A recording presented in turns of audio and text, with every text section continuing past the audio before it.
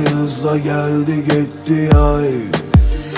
Geçen 70 ildi sanki 7 ay. Dondu duygular mı yoksa biz mi say? Eride belki buzlarımızı isti çay. Ne hava yoktu ne küley oynamı. Bakmıram ben örtmüşem örtüyle aynanı. Her gün aç yatıp durup içime duman doldurup sen gidenden evde çayda kaynanır. Yalvarım mı gel diye gözünden düşe düşe. Gedir eşk yavaş yavaş tutup kapına gelmiş. Bitsin ağrılar diye evde her bucak köşe. Hasretin kutu kutu ayrılık şüşe şüşe. Yalvarım mı gel diye gözünden düşe düşe. Gedir eşk yavaş yavaş tutup kapına gelmiş. Bitsin ağrılar diye evde her bucak köşe. Hasretin kutu kutu ayrılık şüşe şüşe.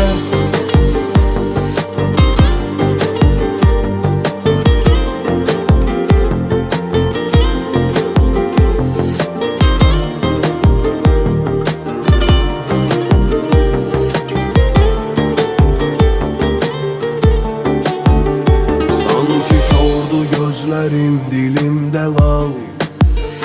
Elde bir canım kalıp elimden al.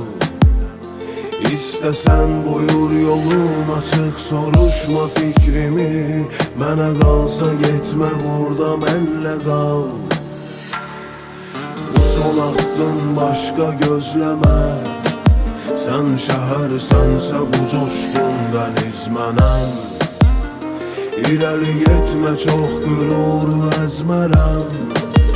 Ben ağlamam bunu benden istemez. Yalvarım mı gel diye gözünden düşe düşe. Gedir eşk yavaş yavaş tutup kapına gelmişim. Bitsin ağrılar diye evde her bucak köşe. Hasretin kutu kutu ayrılık şüşe şüşe. Yalvarım mı gel diye gözünden düşe düşe. Gedir eşk yavaş yavaş tutup kapına gelmiş. Bitsin ağrılar diye evde her bucak köşe. Hasretin kutu kutu ayrılık şüşe şüşe. Yalvarım mı gel diye gözünden düşe düşe. Gedir eşk yavaş yavaş tutup kapına gelmiş. Bitsin ağrılar diye evde her bucak köşe. Hasret